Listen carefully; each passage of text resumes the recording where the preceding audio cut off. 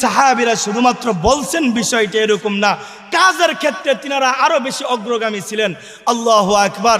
উহুদের যুদ্ধ, আল্লাহর নবী সরকারে দু আলম নবীকে চতুর্দিক থেকে কাফেররা বেষ্টন করে ফেললো।